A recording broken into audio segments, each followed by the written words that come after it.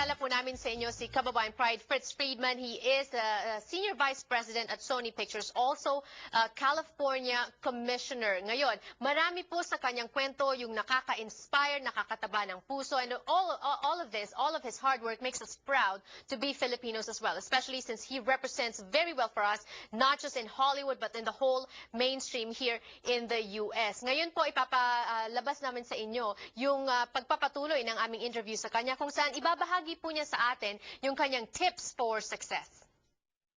When you enter a room and when you go to any Filipino event, you would know if Fritz is there, because you would just know. There's this commanding presence, Fritz. But then at the same time, it's difficult, I would imagine, growing up in a Filipino household, because as Filipinos, especially children, we're taught very much to respect the elders, go within the norm, be an accountant, be a nurse, be a doctor, the traditional and roots. be Catholic and be all that. How was that like growing up for you? How was that growing up in a Filipino environment or in a non-Filipino environment? How was that like for you? Well, first of all, I'd like to say I think I was a very good son. I mean, I gave my parents what they really wanted on many levels. I gave them grades. You know, I was socially advanced for my age, so I never embarrassed them in public places, and I was always respectful. However, the downside of someone like me was that I was extremely independent. I had my own personal visions of what I wanted to do, and, you know, my parents, God love them, were traditional people, and they may not necessarily have understood.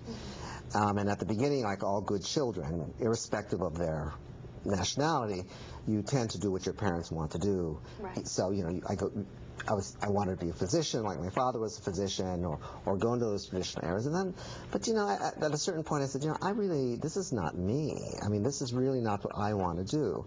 And I think I was really lucky that in the end I had the inner fortitude to really do what I wanted to do. Even though my parents did not understand it at the beginning, they were able to, they got it before they both died. But the point of what I guess, I think it takes a certain kind of strength to be able to fight the wave, the social pressure that comes. Right. And I don't know exactly where that comes from, but I just knew that it wasn't going to be in the traditional areas. I think it's also, when you mentioned earlier the gut feel, trusting your instinct, I think that's one of where it's coming from. When you are confident in your instinct, you just want to follow it. It gives you confidence. But Fritz, not too many people, including myself, I must admit, are adept at trusting one's instincts. Because how do you know when it's instinctively yours, coming from the inside, or it's forces outside that's making you think that it's how you feel, it's what you want? Well, I really can't talk for other people. I can only talk about myself. I just know what I want to do, and that's what I want to do. And no one's going to move me elsewhere unless they can talk me into it. I'm kind of open to listening to ideas because, in point of fact, there may be some things I wasn't aware of, and that can change my mind. But I think for someone to arbitrarily come in and say, you are going to be a doctor. And say, but I don't want to be a doctor, but you're going to be a doctor. Now, we all know there are a lot of physicians out there who are great, loving, and compassionate physicians. But I think there's a number of people who went to medicine and law and any number of other professions that they were never intended to enter. They entered those professions for the wrong reasons. So some doctors are bitter, so they have a lousy bedside manner, or they're not focused, and so they give the wrong diagnoses or the wrong medications.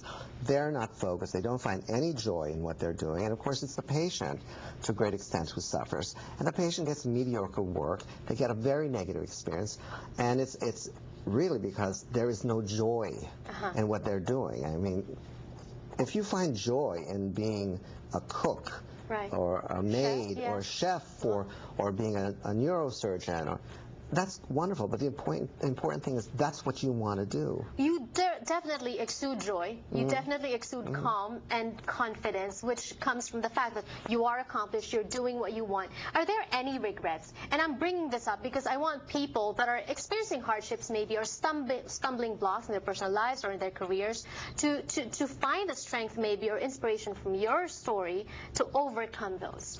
Well, first of all, I do want to make clear that I think at the beginning, especially professionally, like everyone else, I wasn't as confident as I am now. I will say perhaps back then I was more headstrong, and I just never second-guess myself. But that doesn't mean that I did not find myself in situations where I regretted it, or I was confused, and it really bummed me out. I got really depressed, and certainly there were people who tried to get in the way, and they made my life a little bit difficult. But that's true for anyone. I don't care who that person is. Okay, so I really do believe that you also need to find people around you to support you. It's important to have good friends around you. Remember those tips for success from Fritz Friedman, Kababayan Pride at Sony Pictures. Trust your instinct. Surround yourself with people that support you. Only then will you be happy in what you're doing. And if there's joy, it shows in the output. So if there's no joy, well, it's time to think about stuff. Meanwhile, when we return on the show, we have more entertainment news for you. But if you want to catch the end of that interview with Fritz, he has more to share with us. That's tomorrow on Kababayan Today. And when we return on the red carpet, don't go away. Money in minutes to the Philippines. $0 online fee for first-time customers.